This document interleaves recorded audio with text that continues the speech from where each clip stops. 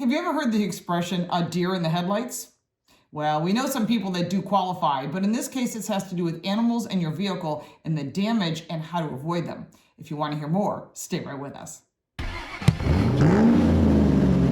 Welcome back to the channel. I'm Lauren Fix, and this is 4 Minute Friday. This week's show is brought to you by our friends at My Charge. No, I'm not getting paid for this, but they did send me this really cool My Charge charger that's also in light. So you should have this in your emergency kit. Charge your cell phone. Good way to let people know what's going on. Good way to look under the hood. These are great holiday gifts, and we will be doing a holiday gift segment that'll air the day after Thanksgiving with some really cool ways to save some money. And we have some great products in our shop as well at carcoachreports.com.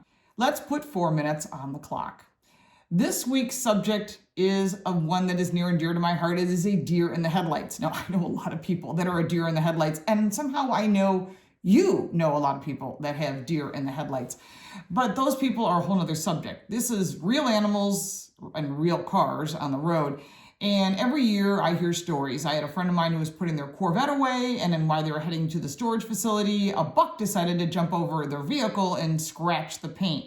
Now that's the minimal, leaving hair or paint, damage, simple. But if you hit something large like a moose or an elk, or even a deer, the damage is pretty serious. And that damage is on you, and yeah, your insurance company is going to nail you for it. And even worse, if there's roadkill and you drive over it, the damage to your undercarriage is pretty serious. My son learned that in his Mini Cooper. He ran over something, and it took us quite a bit of time to clean off the guts from under the car. Yeah, good thing we have a lift available to us. So don't run over things, try to avoid them. If that means you have to use your brakes, look in your rear view mirror first before you hit the brakes. That's for deer or anything else in the roadway, because the person behind you does not see what you see. So that's your first tip of the day.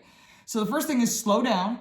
You can do that. Very simple. Look in your rearview mirror. If it's really serious and you have to stop, especially on a highway, put on your four ways, because we did hit somebody who didn't let us know and slammed on the brakes, and we just clipped them. It was many years ago, but I never forgot it. So whether it's geese, a bunny, or something larger like a moose and an elk, those are things you really need to be aware. So note that they do not care if you flash your high beams on them. Again, that's where the deer in the headlights comes from. The old myth of, oh, just flash your headlights and they'll run away, does not work. The deer whistles are a total joke. My mother had them on her Corvette back in the 80s, which I thought was still ridiculous looking. And the deer still hit her car, and her Corvette had some serious damage that she paid for. So what about other things you can do? Well, some people think beeping their horn makes a difference. They don't care. I think we really need to know that this is their roadway and you're on it. That's how they kind of see it. Because the bottom line in all of this is the deer have right of way, the animals have right of way, and if you hit one of them, by the way, you can't do anything about it. If you do injure an animal and that animal is on the side of the road, or it dies, or it's, God forbid, stuck in your car, you need to call the police, because if you take off, it's considered hit and run, and your insurance company will nail you for that, as well as the police making a little knock on your door. And believe me, I have friends that have had this happen, thinking, I had a deer, it was during the night, deer took off, no big deal. Well, the deer died and somebody saw them, because cameras are always on, people have cell phones, people see things, they report things. So don't be that person. Note that you cannot take the roadkill and take it home or gut it on the side of the road. I know there's some of venison, I'm a big venison fan, but I'm not gutting a deer on the side of the road.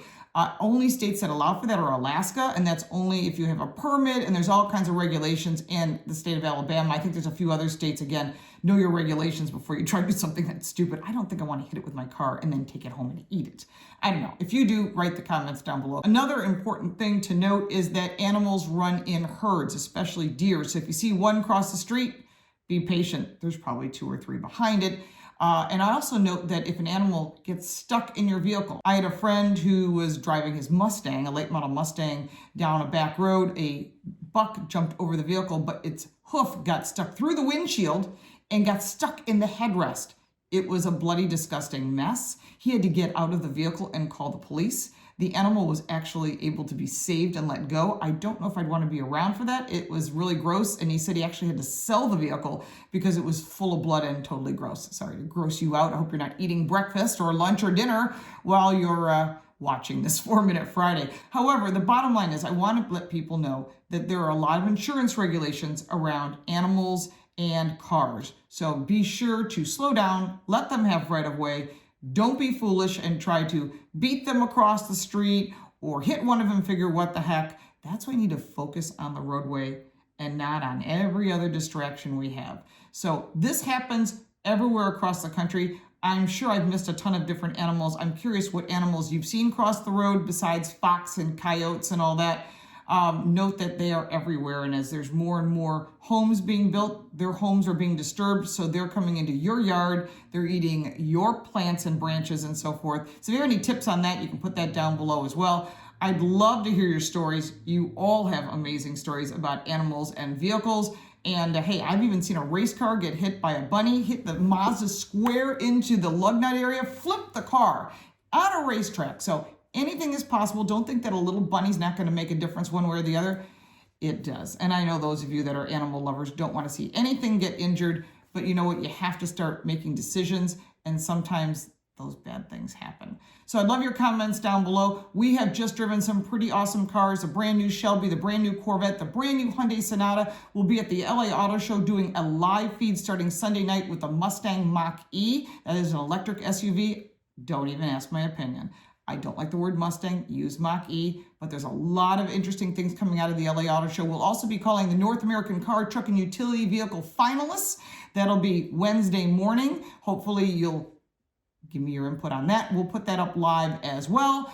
And of course, we appreciate all your comments, your likes, your shares. Hit that little bell so you know next time we post a video. We have a lot of really cool things coming, including tomorrow morning, the future of travel. And that is really cool. We got a great opportunity to go to Spaceport, and we take you there. And I thank you so much for watching, and we'll see you next time. Don't forget to check out those videos and all the comments down below.